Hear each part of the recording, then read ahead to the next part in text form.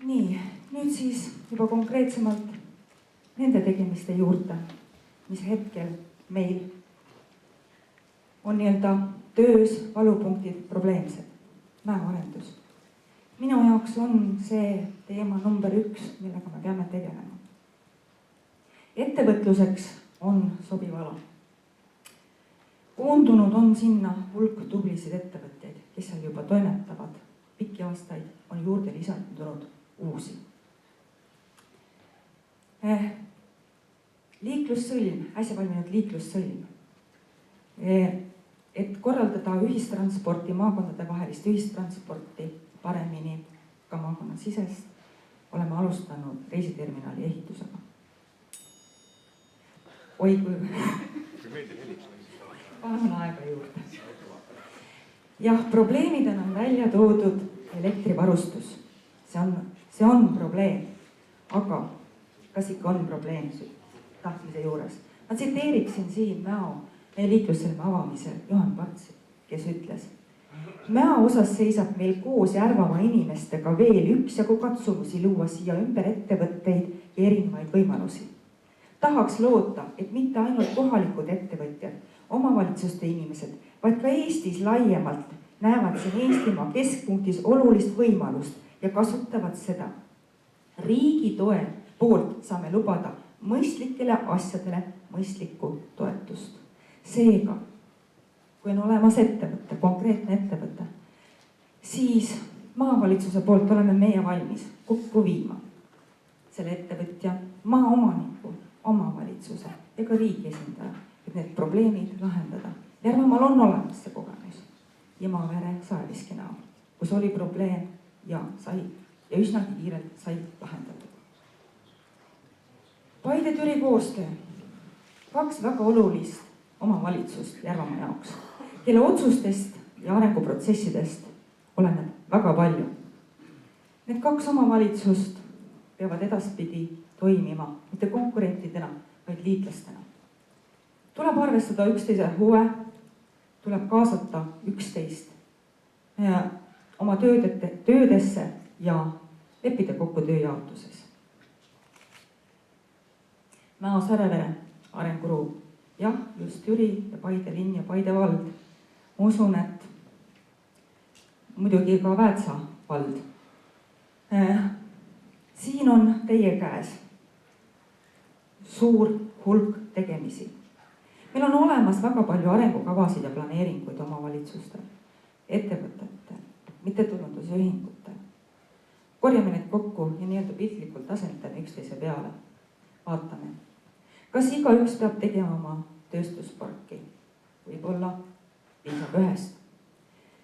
Jaotame ülesanded ära, seame ühised eesmärgid ja asi, ma usun, saab toimima. Järvamaalt laiemalt sama, mis ma rääkisin siin Särevere Mäo arengukoridorist. Samamoodi on meil erinevaid arenguprojekte, alates küladest kuni lõpetades omavalitsustega. Meil on, millest siin endine maavanem Üllar Vahtramäe rääkis, arenguõpe. Äärmiselt oluline dokument meie jaoks. Ja me vaatame seda üle iga aasta, kuid mulle tundub, et vajalik oleks kokku panna, ma nimetan siin seda arengunõukoguks, asi pole praegu nimes, vaid siiski, et võtta kokku need arendajad, ettevõtjad ja mõelda nüüd, mis on see kõige olulisem hetkel ja asuda seda tegema. Vajadusel jälle tulla uuesti kokku ja järgmine eesmärk võtta, et haarata härjal sarvist. Ma ei räägi siin pikaajalistest projektidest, vaid loetlesin mõningad siia, mis on hetkel kas töös või mida on vaja ära teha. Gümnaasiumi reform. Türi on sellega alustanud. Positiivselt tõstan selle esile. Alustanud on Järva-Jaani ja Ambla. Aga kui te nüüd mõtlete tagasi sellele slaidile, mida ma näitasin gümnaasiumi eas olevate noorte arvule, siis see on vaja kohe ja kiiresti ära teha. Järvamaa muuseumid. Meil on hulk muuseume, tublisid, kes töötavad, toimetavad ja seisavad selle eest, et meil Järvamaal oleksid võimalused turistil käia. Aga ka siin tundub mulle, et enam ükski toime ei tule.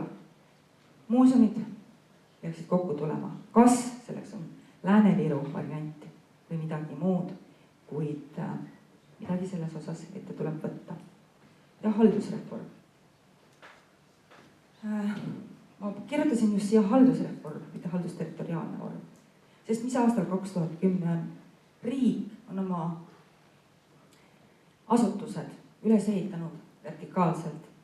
Teenuse tarbija on horisontaalselt. Ja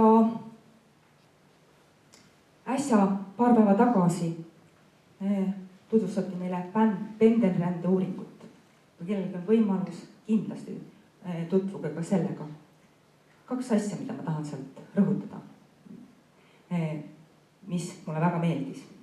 Üks oli see, et pendelrände uuringus selgus, et kodanik saab kätte kogu oma teenuse maakonnapõhiselt. On selleks siis töö, kool, lasteaed, huviala, ühistransporditeenus. Ja need seostuvad siiski niisuguste linnaliste asulatega. Vajadus väljaminekuks tegelikult ei ole väga suur. See tähendab seda, seal oli ka ettepanek nii-öelda poliitikutele, et maakond kui territoorium vajab arendamist ja maakonna keskused vajavad regionaalselt rahalist ressurssi juurde. Teine mõte, mille ma sealt sain, see puudutab nüüd haldusterritoriaalset reformi. Ja see mõte toetas seda, mida mina kogu aeg mõelnud. Et tuleb selgelt ära tõmmata piir linna ja maa vahele. Ja rõhutati just seda ja ma usun, kui teie ka sellele mõtlete, et te leiate igaüks ühe näite. Et kui ikkagi linnamehed lähevad maale asju korraldama, milliseid probleeme, millist segadust seal võib juhtuda ja pöördumatuid tagajärgi. Ja siit, kui meil siin Toomas näitas kaarti, kus oli 4 omavalitsust, siis kui täna andsin intervjuud Kuma raadiole, Kuma raadio küsis, mitu omavalitsust on Järvamaal aastal 2025. Ma leian, mitte isegi oodates nii pikka perioodi, et see võiks juhtuda lühema perioodi vältel. Järvamaal võiks olla 3 omavalitsust, 2 valda, 1 linn. Siin on 3 punkti. Jätsin kindlasti midagi lisamata. Lisa toob tänane päev. Ja millised on ka meie mõtted, on need lennukad, on need etteulatuvalt väga pikaajaliselt, et kas räägime siin lennuväljast Mäeanna vahel, räägime me kiirrongi toomisest läbi Mäo või millest iganes. Siis ma tahan rõhutada ühte, ärme ära unusta inimest. Inimesel peab olema Järvamaal hea elada. Ja üks teema veel on kodanikuühendused.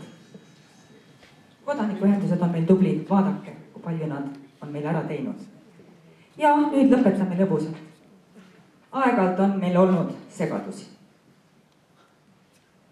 Küsimus, kas uus kevad tuleb teisiti? Uus kevad tuleb teisiti. Ja missugused on Järvamaa võimalused täna? Iga teie ettepanek, mis täna siin tehakse, ma luban, me võtame kõik need ettepanekud töösse, kui ükskõik millised nad on, kas need on lähemaajalised või pikemaajalised.